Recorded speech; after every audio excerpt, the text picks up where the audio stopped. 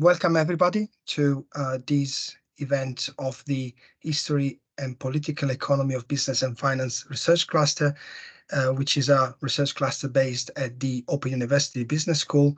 It aims to bring together scholars who aim at developing a critical approach to business and financial theory. This event is part of a series focused on the interdisciplinary research using insights from political economy and history. And this webinar today is an occasion to discuss examples of employees' agency in shaping the future of businesses in different contexts of deindustrialization, within the constraints, of course, and opportunities, we might say, of the energy transition. So the speakers today will be presenting two interesting examples, two interesting cases of proposals in this sense. And the first is the Lucas plan, formed in the late 70s by Lucas Aerospace Shop Steward Combined Committee against the risk of redundancy, which actually presented a significant alternative to how industry and work were organized in that case. And the second example is the JKN factory in Florence in Italy. And since July 2021, the workers have been fighting against the closure of this factory and its relocation. So by forming alliances with ecological movements and seeking the contribution of a group of university researchers, basically JKN workers were able to put forward a plan to reindustrialize the factory and to make it an industrial hub for the just transition in the country. And we'll have today some researcher involved in that discussion that will provide some insights also in terms of the current situation. So I will introduce briefly the speakers for today. So we have Ed Atkins, which is a senior lecturer working on the energy transition and energy justice at the University of Bristol. His research broadly explores how localized, democratic and place-based approaches might allow for a more equitable climate action. And his book, A Just Energy Transition, will be published in July this year. Then we have Lorenzo Cresti, which is a PhD candidate in economics at the Sant'Anna School of Advanced Studies in Pisa, in Italy, and a research associate at the Enrico Fermi Research Center in Rome. And his thesis addresses topics related to input-output analysis, global value chains, and employment dynamics. His research interests span also from industrial policy to economic development. And he was, as I was saying, he was part of the group of researchers who helped draw up the reindustrialization plan for the former JKN factory in Florence. With Lorenzo, we have Angelo. Angelo Moro is a PhD candidate in sociology at the University of Burgundy in France and a research associate in economic sociology at the Institute of Economics at the Sant'Anna School in Pisa. And his main research interests concern work organization, industrial relations, and the ecological transition within the automotive sector. And he as well was part of the group of researchers who helped draw the reindustrialization plan for JKN. Last but not least, we will have Guendalina Anzolin, that will be our discussion today. And Guendalina is a research associate at the Institute for Manufacturing at the University of Cambridge, UK, and she has a PhD in industrial economics from the University of Urbino in Italy, and an MSc in global economic governance and policy from SOAS. And her main research interests are industrial economics and technological change, adopting a political economy perspective and considering the state's role in the structural change process. And she has been working as a consultant for international organizations such as the European Commission, United Nations Industrial Development Organization, and the Inter-American Development Bank. So just to say thanks to all the speakers today for joining us, and I think it's a very interesting panel and topic to discuss. So let's start with Ed Atkins. He will present about the structural power of workers in influencing just transition, lessons from the Lucas plan. So thank you, Ed. The floor is yours for about 20 minutes. Thank you so much. Just to confirm, you can see my slides okay? Yeah, we can see. Right, let's get started. And so I guess I start this presentation with admission that I'm not employed or working within a business school, nor have I ever been within a business school. And I start kind of this paper, this approach, by thinking about an event that happened on the 23rd of June 2022 last year at Manchester Piccadilly train station. On this day, on this morning, environmental activists from Extinction Rebellion, Just Stop Oil and Friends of the Earth joined striking railway staff of the National Union of Rail, Maritime and Transport Workers outside that train station. Those on picket lines voiced that the two groups, the environmentalists and the workers, had similar demands for a well-funded public-owned transport sector and common adversaries, private rail bosses and in many cases the government during a cost of living crisis.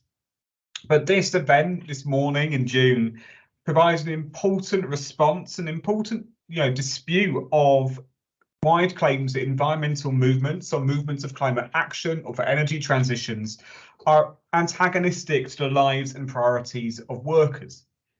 Now, why is this important? Why is this kind of coalition building important? In 2022 and 2023, we witnessed numerous episodes of industrial action in the UK, but also, in various other countries in the global north and on the European continent as well. So workers who took action last year included rail workers in the UK, France and the Netherlands, pilots in Germany and cabin crew in Spain, manufacturing workers in Italy, nurses and childcare workers in Australia, and UPS workers, Teamsters and baristas in the USA, just to name a few.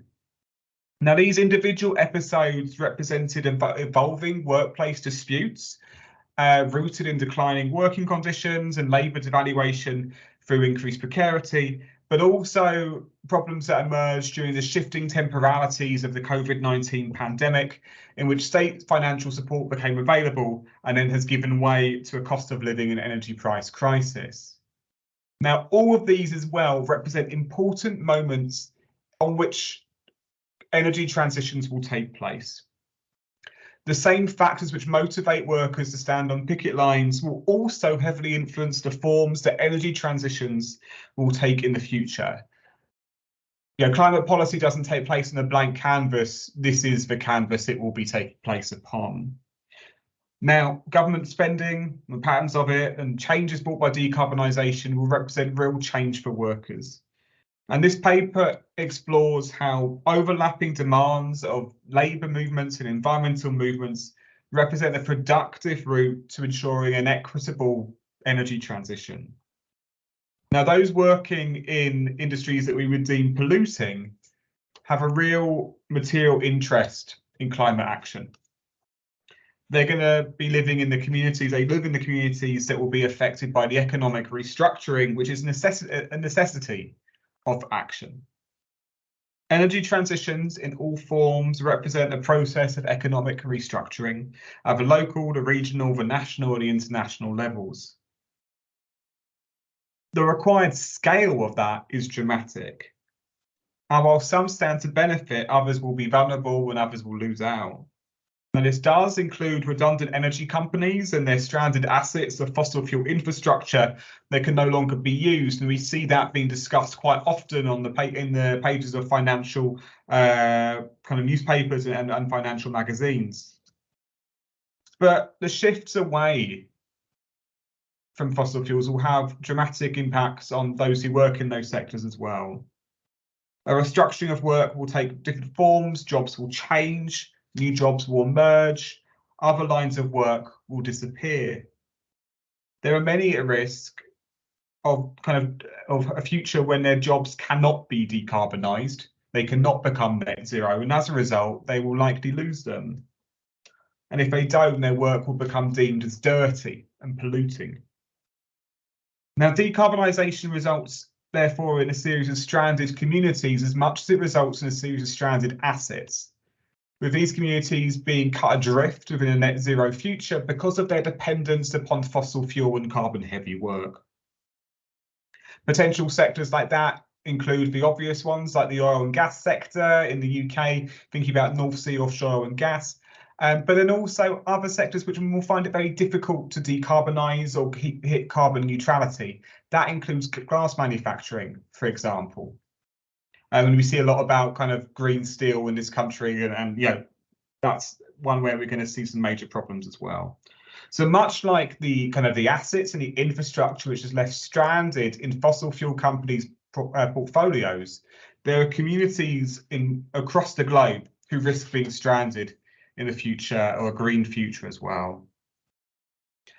Now, with energy transitions having such an effect on this work, on lines of work, on the future of work, a failure to make space for workers in environmental movements marginalises them, and it marginalises the people at the sharp end of an energy transition.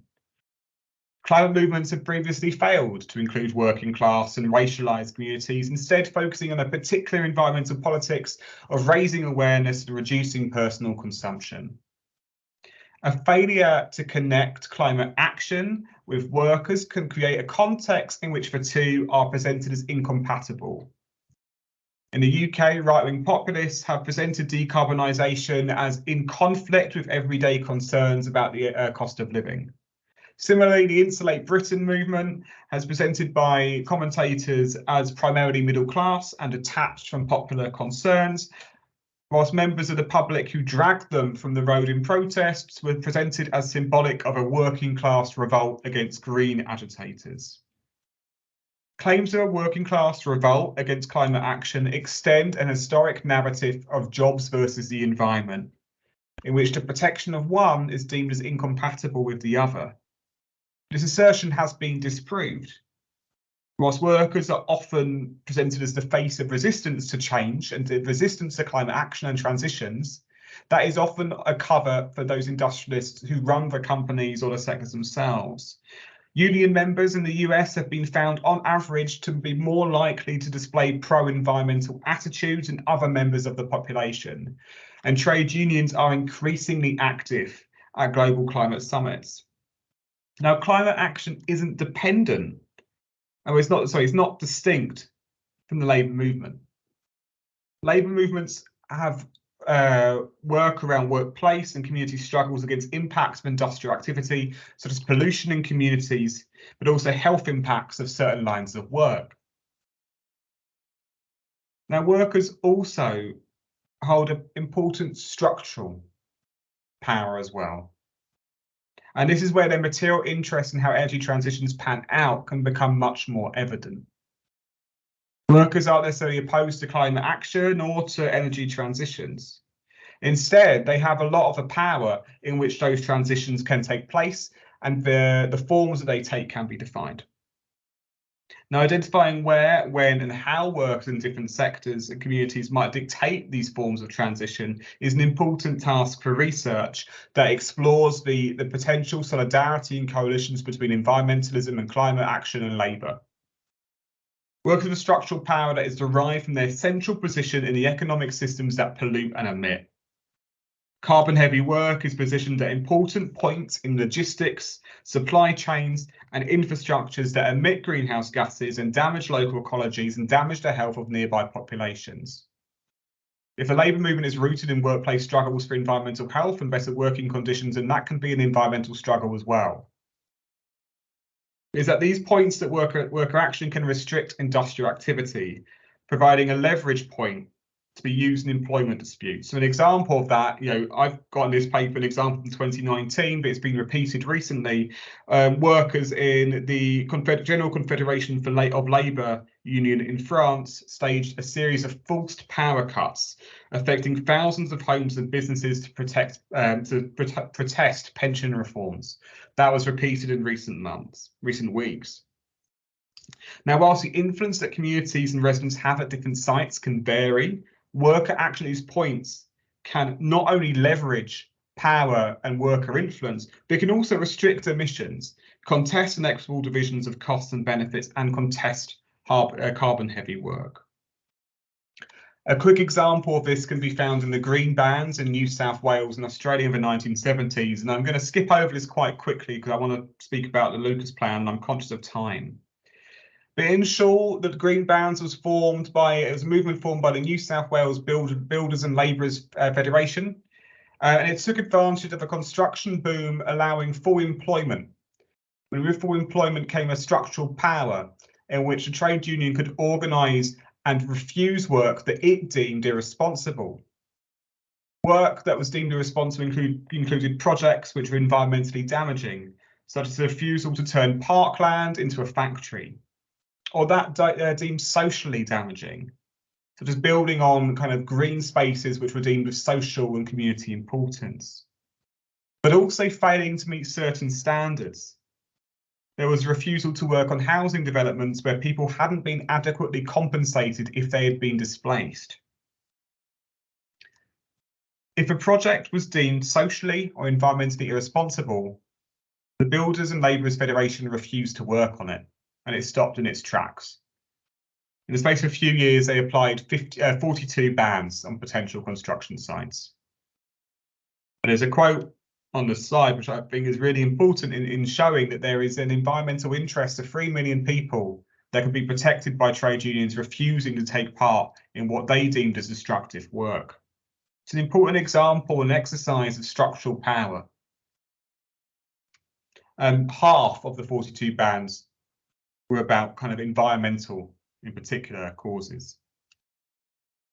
Now, in the commentary piece on which this presentation is based, and I build on discussions of the green bans, but also the Lucas plan as well. And I want to speak about that because I think it's a really nice crossover with the other two presentations. This is an example of workers presenting their own vision of new lines of work that corresponded broader social goals. It was formed by the Lucas Aerospace Shop Stewards Combined Committee in 1976. The plan was formed against a risk of redundancies, and it presented a significant alternative to how industry and work were organised at that time, and a vision of what might be done differently to provide secure, good work, but also to help others and to be socially good. In the 1970s, many workers and communities in the UK were experiencing a period of uncertainty, driven by international economic flux, the relocation of industries, and new technologies changing working practices. During this period, workers at Lucas Aerospace, which was a large company, large national company, multinational, were facing declining pay and announcements of an organisational restructure, with the potential plant closures and job losses that come with it. This isn't small. The company employed 11,000 workers across 17 different sites. So a loss of jobs in one of these sites, the closure of one of these sites would have had quite dramatic effects for the community from which the workers were drawn. At a bigger site, in Barnsley, workers occupied the factory to gain some concessions back. However, many jobs in other sites remained at risk. The breadth of Lucas Aerospace, geographically being found at different sites, created a major problem for worker organisation. They were geographically disparate. Unions involved included those representing both skilled and unskilled labour, or those deemed as that way. And there was a total of 12 different trade unions active within these workplaces. So this necessitated a cohesive and shared position across different sites and different workers. To develop a shared position against insecurity, the shop stewards formed a combined committee. In short, an organisation that represented all workers and unions active at Lucas Aerospace and coordinated action across the different sites and organisations that are part of it. It met regularly and reported any recommendations back to the workers. Decisions would be made democratically and then returned. This allowed for the development of a cohesive position of solidarity against shared threats, and importantly, shared threats which were being presented to workers by the employer in a way that was trying to play off different sites against one another. In 1974, the representatives of the Combined Committee met with Tony Benn, who is on the slide here. He was the Minister for Industry between 1974 and 1975, and is a very famous socialist politician in the UK. The members of the Combined Committee went to Benn to try and persuade him to include Lucas Aerospace in any nationalisation plans. The Labour governments at the time, led by Howard Wilson and James Callaghan respectively, adopted numerous policies of state intervention, dedicating public funds to keeping jobs in the UK and encouraging the restructuring of other industries to protect communities at risk. However, Ben was unable to nationalise, or claimed to be unable to nationalise, Lucas Aerospace. This is despite the protection of jobs as part of the plea, but also despite the heavy links between Lucas Aerospace's work and what was actually the fulfilment of government military contracts. Ben instead told the Combined Committee to form and release an alternative strategy. And this is where the plan comes in. So the Combined Committee was of the belief that state support would be put to better use if it went towards manufacturing alternative products. Rather than fulfilling military contracts, it wanted to do something which helped the community around it and those elsewhere. Now, to define what a repurposing of work would look like, the Combined Committee sought ideas of what they could manufacture and provide from government authorities, from universities and academics and researchers, from trade unions elsewhere, and from other public institutions. They sent out 180 requests to different institutions and organisations asking, what could we help you with? What ideas do you have? They received 3 responses back. Changing focus, the Combined Committee instead went to the workers. They asked the workers of Lucas Aerospace to suggest new approaches, new products, new means of organisation, what an alternative plan might look like. A questionnaire was released asking workers, and this includes those deemed both skilled and unskilled, what could be produced that is socially good and provide something positive for communities. The resultant plan was released in January 1976. The document provided a wealth of proposals. This included the reskilling of workers and the repurposing of facilities to manufacture 150 products. These included renewable energy technologies, including components for solar heating or wind power generation, new fuel cell technologies, car braking systems, microprocessors, and medical equipment.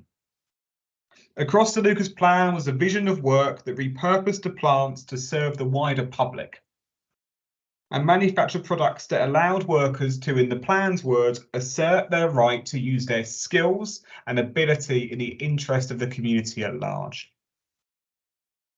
It was the repurposing of what could be done, but also an understanding of the structural power that workers have and how that can be put to use within broader transitions towards something that is more beneficial, more productive, more positive, better.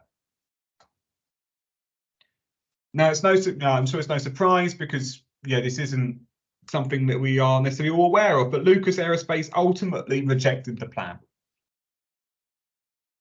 They went on with their restructuring.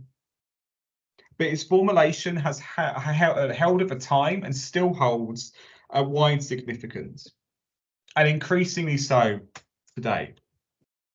The plan represents at its core a just transition, with workers and communities not only seeking to protect themselves from industrial and economic change, but to use that moment to find new influence in determining what a restructuring would look like. There's been relevance over decades, and here's one example from 2009, the Vestas plant on the Isle of Wight, which manufactures wind turbines.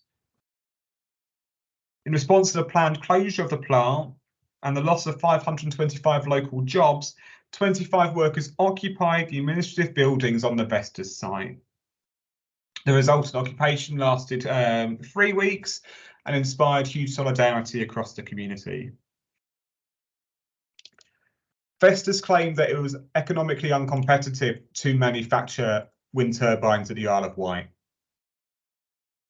Workers and the occupiers at the facility represented this claim, this argument, as a departure from the pledges of the Labour government, so that was Prime Minister Gordon Brown at this time, to address climate change. In this case, saving jobs became synonymous with saving the planet, with green jobs that investors deemed worth fighting for, but also these workers represented and themselves as taking action to ensure that their jobs were good, that they were green, that they had good working conditions, good pay, security, but also they had a wider significance in society as well. While the action was rooted in challenging the planned redundancies, it took on a wider meaning, with production investors having a far more important, an important role in energy transitions. And I guess one of the key things which jumps out when I think about the relevance of the Lucas Plan today is this quote here. The Lucas Plan was formed during a time of economic downturns and a global energy crisis in the wake of the 1973 oil crisis. These downturns also highlighted inequalities in access to energy and warmth. This passage here demonstrates that what is the point in manufacturing and goods if they're not put to socially good uses or to positive uses, if they're not there to help the community, not just at the door of the factory, but the community at large as well. And this is why I'm excited to be speaking at events like this, to find out more of where this kind of ethos is going today, but also how in many ways the Lucas Plan and its mantra does live on. And on that note, I'll bring this presentation to a close and then look forward to the other presenters. Thank you very much for listening. Thanks a lot.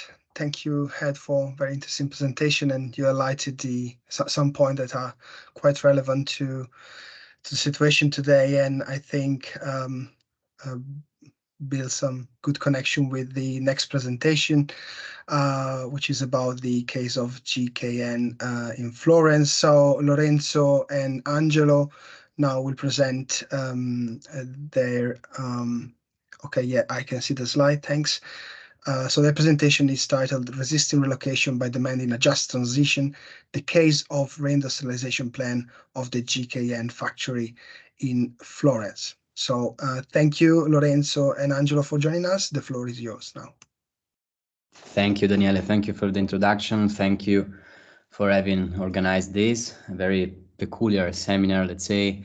It's the first time we present something like this abroad, even if virtually, so we are very, very excited. As you can imagine, we are not presenting a paper, we're not presenting a report, we are presenting some reflections based on a workers' struggle and based on the publication made by Feltrinelli editor recently of a first reindustrialization plan we wrote together with the workers' collective of this factory. We are trying to wrap up all these insights and make a sort of presentation. Angelo, you can go on to the table of content of the presentation. I will try to cover the first 4 points, and trying to give you the context of this worker struggle, which is referred to this factory, GKN Driveline Firenze. At least this was the name of this factory, and the publication that I was mentioning to you is the one below, a plan for the future of the Florence plant from the former GKN towards the socially integrated factory. And I will try to point out some issues related to what can be called the GKN economics, related to the state of Italian industry, and I will mention some of the proposals of the plan, and then leave the floor to Angelo. You can go on. Okay, so the factory is based in Florence, as I said, is one of the 2 GKN factory in Italy. GKN is a multinational, and what was this factory producing up to July 2021? Mainly half shafts for cars. So a component for automotive, but not only this was the core business, but they were producing also machineries, automated cell. This was an important thing, an important characteristic of that workforce for the reindustrialization plan we draw. Concerning the period, the timeline, At first, this factory was belonging to Fiat Auto, so the Italian main company producing cars in the 90s, but then in 1996, it was bought by this very famous and big GKN multinational, which is an industrial, a British industrial champion, let's say, since the Industrial Revolution. But then in 2018, this multinational was entirely bought by a speculative fund, Melrose Industries, a financial fund, in what was considered by, for instance, also the Financial Times, one of the biggest contested bid in buying this GKN multinational.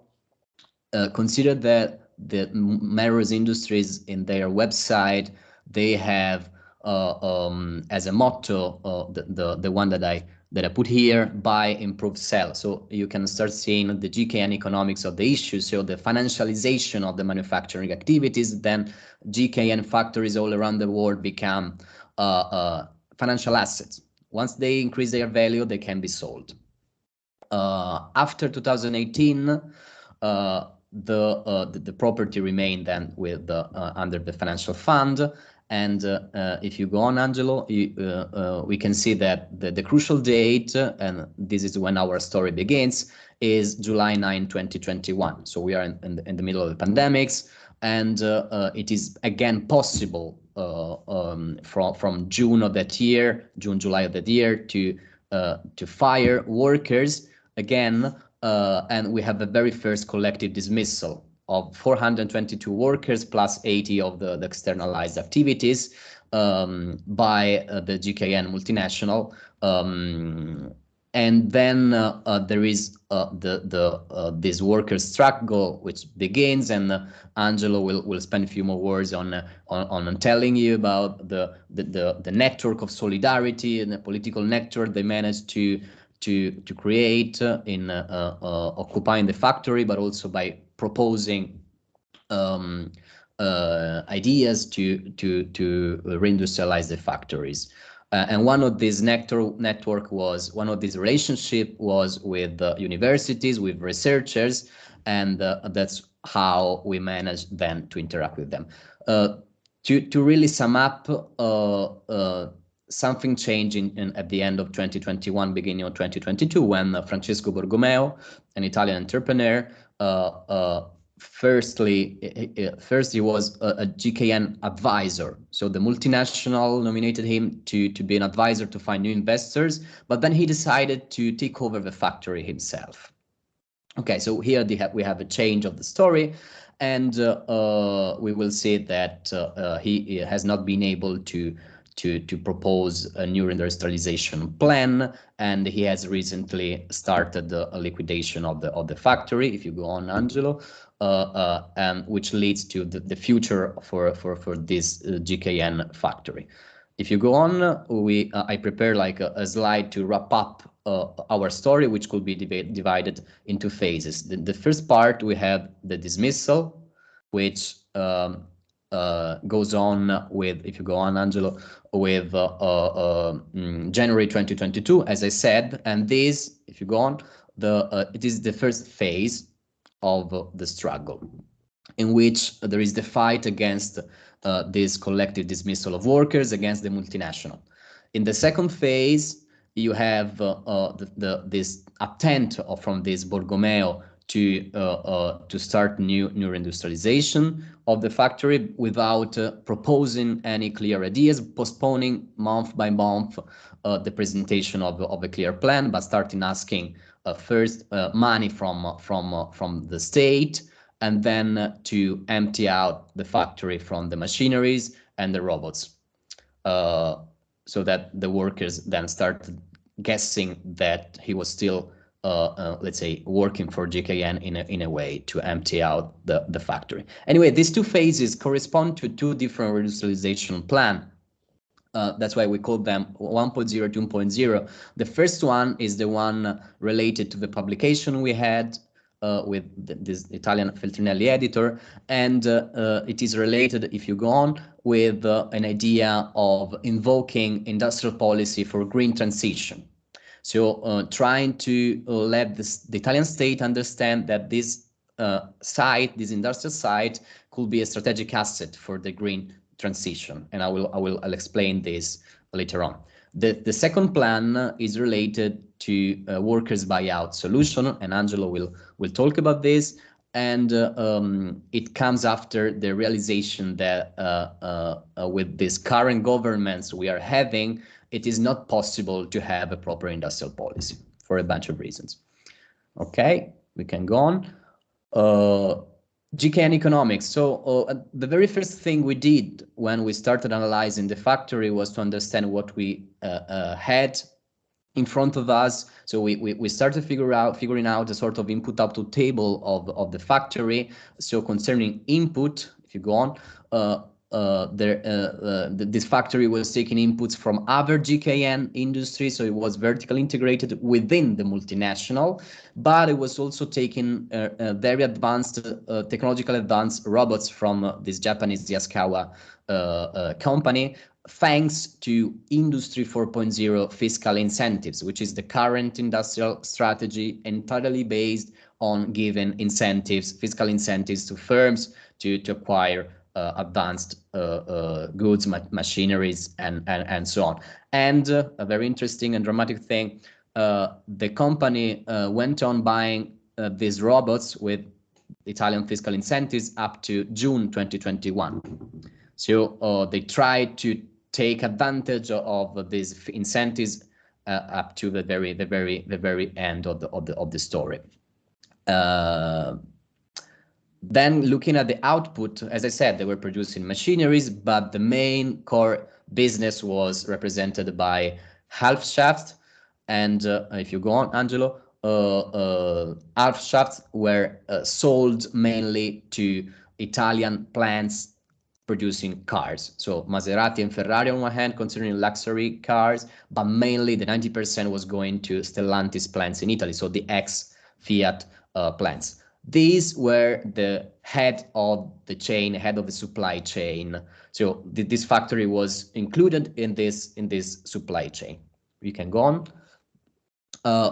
So the following question was why did this factory close? We started by making comparisons with other GKN automotive. Our main sources of information were data coming from Orbis AP, for instance, but also interviews with workers. And to sum up this evidence we gathered, we analyzed, we can say that there was no peculiar dramatic trend of the factory in Florence, making comparison with other of the same size and with the same subsector in Europe. Namely, they all suffered from a global slowdown in automotive in 2018 and of the change of regime concerning the change of property from GKN to Melrose. Yes, there was an ineffective management interventions on production lines as reported by the workers, but still no reason to think of some structural weakness of this factory. This concerning the supply side. If we look at the demand side, and it is very easy to look at very simple, let's say, single companies as Ferrari. You can go on, Angelo. Looking at the sales were growing, have been growing for Ferrari. So there is no reason to think of as like a big slowdown, an important slowdown in sales of this kind of cars. To wrap up, for sure. As I said, there was no supply side inefficiencies. There was no demand shock, a sudden demand shock, because it's true that we are not able to see the demand for half shafts coming from the Fiat industrial sites. But we know that after the closing of the Florence factory, half shafts coming from Poland have been found in other Italian Fiat industrial sites. So they kept asking requiring a lot of half shafts. For sure, there is a labor cost incentive to delocalize the factory to Eastern Europe. And if you go on to the next slide, for sure, there is a direct link of the, let's say, the story of the GKN factory in Florence with the decline of the Italian automotive, which is well documented by the empirical evidence. The cars production collapsed by 50% since the crisis. Many production plants are producing at half capacity. They are structurally using unemployment subsidies. We don't have a plan for automotive sector in Italy. We don't have a voice in the Stellantis group. We entered as a follower without any ownership from the Italian government. So we are not influencing anything. Innovation trajectory, employment stabilities, ownership, and it is not clear. Let's say, investment strategy of Stellantis for Italy, together with lots of offshoring trend we have witnessed in the last 2 decades. Obviously, we can see from many evidence here. We are just reporting one. We also put in the plan of the declining in the employment generation of the automotive sector in Italy, which is also generation of employment outside the automotive sector, as this is a characteristic of the automotive industry, but of manufacturing in general. Going on, the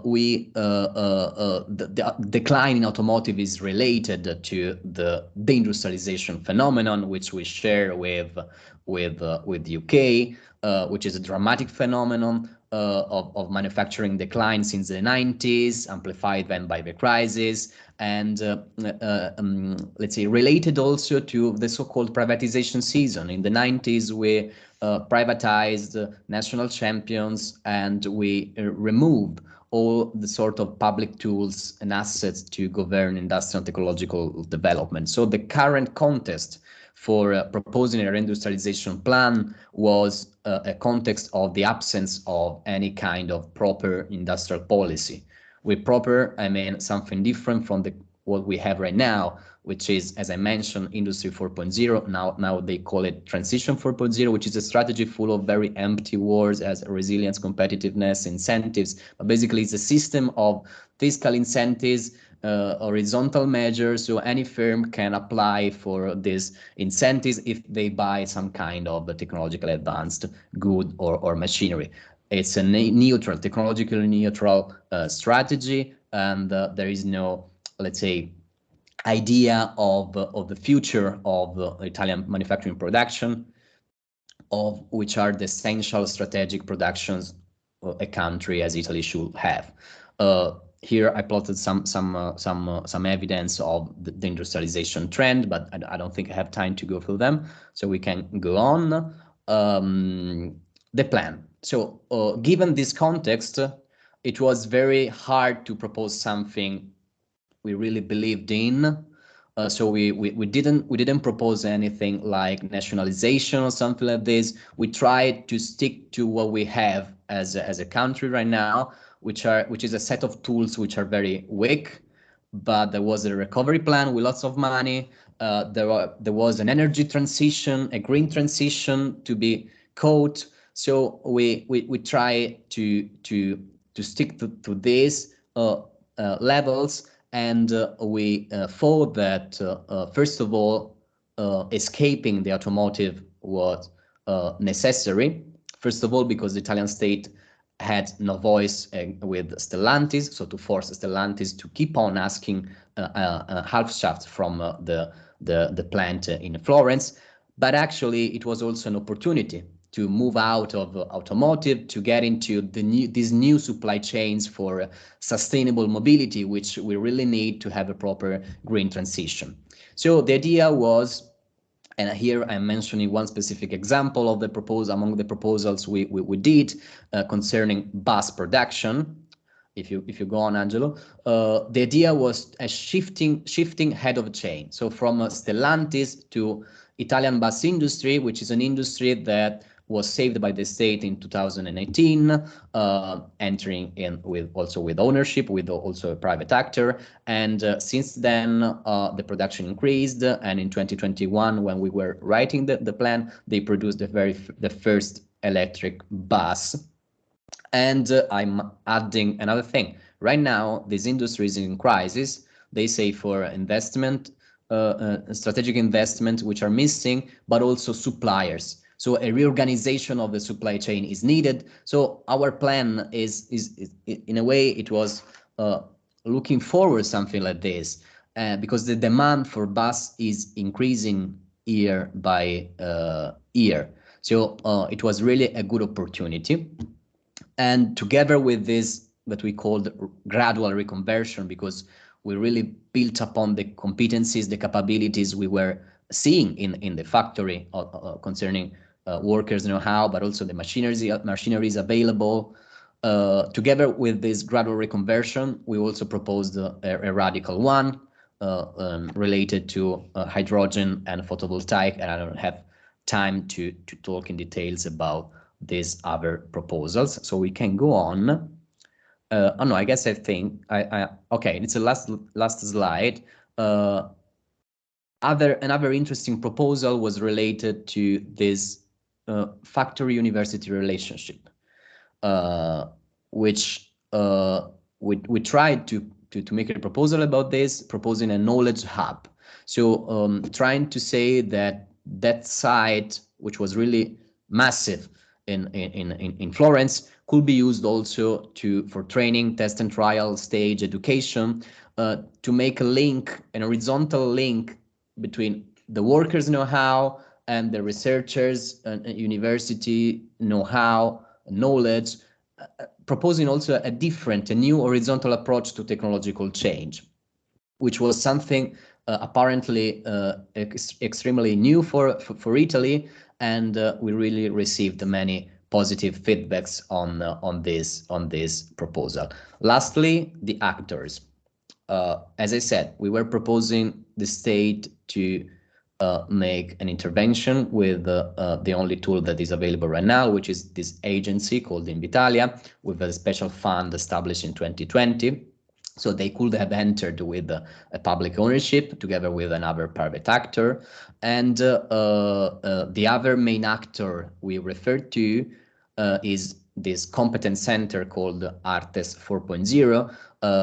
Competence centers are institutions established with the Industry 4.0, probably are like the unique good thing did by this Industry 4.0 strategy. They have a mandate, a very weak mandate, but still the mandate to promote ecological upgrading by linking firms with the research centers and universities. We got in touch with this competence center, and they were very happy and glad to participate in validating all the proposals we were putting forward from a technical and engineering point of view. So they were visiting the factory, interacting with the workers, which is something that they should be done in principle, but it is never done.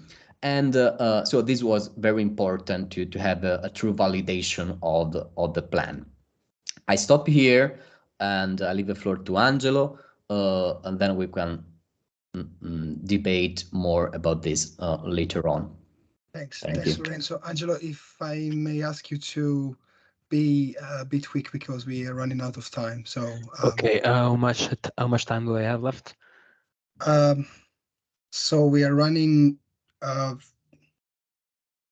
minutes late. So I would say 5 to 7 minutes, and then we move to Guendalina, if it's okay. Okay. Do you still see my slides? Yes, I do. Yes, okay, we do. Yeah, sorry, thanks. because I have two screens and I'm not able to. So I wanted to talk a little bit about. Okay, I'm not able to do this. Sorry, I really what's happening with my computer. So do you hear me? We cannot see the slides anymore. No? Me neither.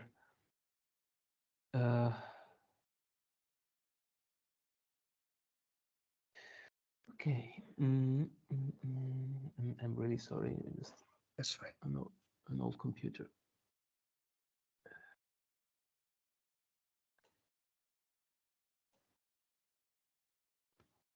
Can you see it now? No. Ooh. We could see them earlier.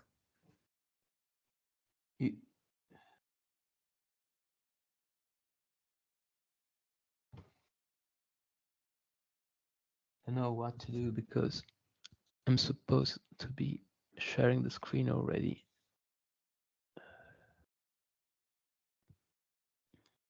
Okay. Do you see it now? Yeah. Okay. Okay. I'll try Thanks. to go very, very quickly. Thank you. I wanted to well talk a little bit about the mobilization of the JKN workers, and just to put a little bit of industrial relation theory, but maybe we don't have the time. Just a few words to say that so we had this double position, so to say, of militant researchers involved within the struggle, but also of observers somehow that try to analyze, especially analyze the struggle with the lens of our disciplines. In my case, is sociology of work and of labor movements, and just wanted to say that well, before the mobilization, the GKN factory in Florence was well known also within the labor movement panorama as being somehow an unicum in the Italian industrial relation landscape, because he had developed and historically embedded the organizational practice, or what we call radical industrial democracy. We can talk about it later on. Basically, workers created their own institution within the factory that operated alongside the institutional channels of union voice and workplace representation. This practice were enabled by the presence of specific historical legacy. I will talk a little bit about it, and this is somehow a limit because not all the industrial and not industrial contexts share the similar legacies, and also mobilization more broadly lacked um, forms of backing up, especially from national trade unions or political parties who could help somehow spread this mobilization in wider. But in any case, we argue that this form of radical democracy, radical industrial democracy, contributed in a crucial way in augmenting the different kinds of powers that the Chilean worker had, and helped them to deploy them and sustain a long-lasting mobilization in a moment of intense conflict with the closure of the plant. Um, I will skip this one. So just a little bit about this representational structures and trade union presence within the factory. So as Lorenzo said, there was a long history of trade union action within the plant, which started from the Fiat plant in the Novoli neighborhood in Florence, and is also a peculiar factory because in the Italian pluralist system of trade union and industrial relations, this factory was characterized by a presence of a large majority union and a very radical one that had the quasi monopoly of representation, having 6 out of 7 worker representatives. In the in 2007, actually, there was a big generational political change within this worker representation structure, and with the birth of what workers called a factory collective, which was and still is a kind of open structure in which the more active, political active workers participate within the union life of the factory, and also they built somehow a new representation structure which was based on the historical experience of the factory council of the 70s in Italy, especially by the institutionalization of the so-called liaison delegates, who are peculiar and special shop stewards, let's say, that are elected by the workers' assembly, and they are distributed within the factory and within different departments and on the 3 shifts, and also have trade union agency because they were contractually recognized by the former ownership. So somehow they augmented the possibility of worker representation within the factory, and they widen it up. And also this enabled somehow a process of bottom up knowledge to flow from the production process to trade union representation, and also strengthening the legitimacy of trade union representation within the factory. Um, in this way, worker representatives were able not only to defend worker condition and health and safety protection for the workers, but also to negotiate on the implementation of new technology, especially the limiting somehow the digital control, which is implicit in some of the new technology adopted in the factory with this Industry 4.0 technological innovation, but also to extend trade union protection to non-core workers such as outsourced and temporary workers. The mobilization of the factory, as Lorenzo said, started in July 2021, and it was characterized from the beginning by an horizontal form of organization which coordinated all the activity necessary for the factory life, and also with a decision-making process which was run to the permanent worker assembly, which took place in the factory basically every day at the beginning, and then once every week. The workers developed also occupation and elimination activities such as assembly, cultural events, concerts, and from the beginning they tried to be embedded somehow in the solidarity network they had built before the conflict. So this was a factory which was well known for the solidarity linkages that they had established with other labor conflict in the regions, and was workers were and are very engaged in militant and sociocultural realities in the territory. And so workers mobilized those solidarity networks during the conflict, especially through the creation of the solidarity group Rise Up to HKN Workers, and also by establishing solidarity linkages with other movements such as the students' movements and association. But the main characteristic was what the workers collective called the convergence strategy, by employing an expression that was already used in Europe since the early 2000s, starting from the performing arts worker movement in Paris. And this is an expression whose aim is to bring together different social movements around a shared intent and to enlarge some mobilization that otherwise could be only restricted. And in the JKN case, the conversion process was established especially with environmental struggles, and was facilitated also by the redeployment of radical notion of industrial democracy, as I said before, and also by notion of working class environmentalism, which provided the ideational basis for a radical reimagination of the capitalist mode of production. And the repurposing of this idea created a discursive and political terrain where unity could be found between the GKN struggle and especially the climate justice movements in Italy. So there was, since the beginning, a deep connection between the factory collective and the ecological movement, which was based on some mature reflection on both sides, on the environmental side, about the anti-capitalist nature of the environmental struggle, and from the working class side, on the reflection on the need for a concrete ecological transition. This convergence was characterized by many very important mobilization occasion during the last 2 years, starting in October 21 with a national demonstration in Rome, then with a demonstration in March 2022 in Florence, where local and national ecological organizations were marching behind the claim "We are nature rising up." And also starting from summer 2022, the factory collective organized two further national demonstrations. The first one took place in October in Bologna and was co-organized with the local ecological movements against the expansion of a highway which runs through the city.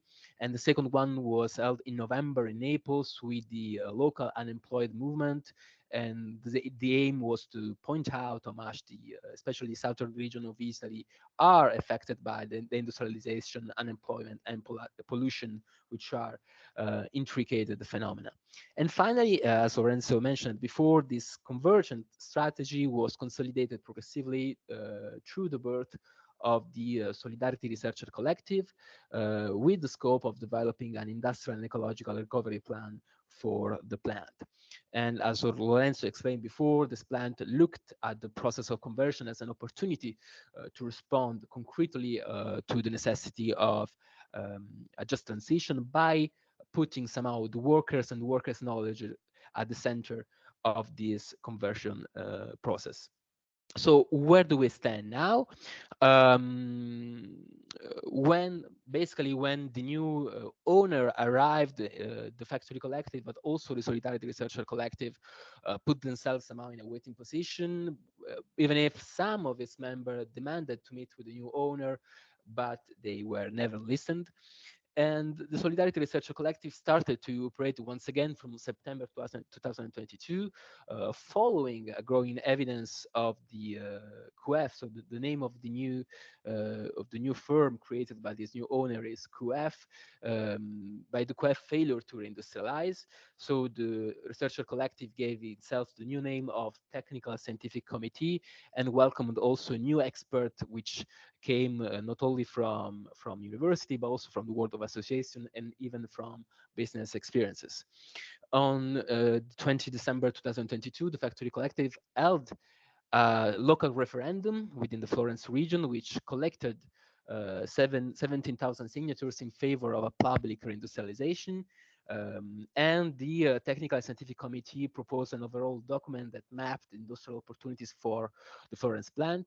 And the Factory Collective continued to strongly demand public intervention, not in the form of nationalization, but even only in the form of credit guarantees or with the formation of regional industrial consortium. However, such public intervention did not arrive. It continues today to be constantly excluded from all the relevant negotiation with public entities, who cites regulatory constraints that basically do not allow for the public actors to intervene. Last slide. No, it's not the last, but Yeah, sorry if I may ask you to just wrap up. Two last slides. Thanks a lot. Okay. So in this situation of absence of willingness and ability to from public actors to think about industrial policies that accompany ecological transition, the Factory Collective today calls for a reindustrialization from below, and the workers are ready for a cooperative recovery of the factory. And so their plan is to convert the production of the former GKN into an environmentally friendly photovoltaic system production, batteries, and cargo bikes by means of a large crowdfunding campaign. And so the plan is developed jointly by the scientific committee, composed by scientists from all Italy and activists from different realities, militant realities. And the crowdfunding campaign is now supported by Banca Etica, Arci, and Fridays for Future Italia. It consists of two phases. The first one has already started, and donations are collected through a website until the beginning of May to launch the conversion plan. And this is a crowdfunding platform which is run by the cooperative bank Banca Etica, who is supporting this project. And in the second phase, the Factory Collective will launch a so-called equity crowdfunding from summer 2023, which will consist of small, medium, and large investment from private actors.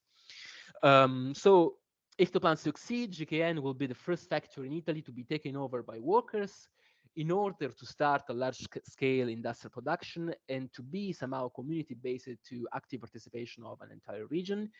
And the workers will be directly involved in the management of new production project. And in addition, public and private investor, representative of the region, and all the participants in equity crowdfunding will be elected in the board of the new cooperative, which will be called Insorgiamo, Rise Up. And so we ask everyone, even outside Italy, to contribute by donating. to this website. Right now, as you can see in the screenshot, the objective is of 75,000 euros, and lots of them have already been collected, but still there is a way to contribute from the part of everyone. Thank you. Thank you. Thanks a lot. Thanks a lot, Angelo. Thank you very much to Lorenzo and Angelo. Now I'm moving very quickly to Guendalina. We have 23 minutes left, and we want to have also a discussion with other participants. So, Guendalina, if you can please be quick in your assessment. Sorry that we are running late, but yeah, sure. That's thank okay. you very Yeah, much. and I won't keep more than 5 minutes. I think it's important to leave space for discussion. So thank you for the invitation. And let me just emphasize one thing, that in a moment of diffuse struggle and protest throughout Europe, and Italy seems petrified, and GKN is probably the only sign that we are alive. So I think it's important that we kind of diffuse what is happening also there. I'm seeing pictures of Germany and France and asking what is happening in Italy, but JKN is actually responding.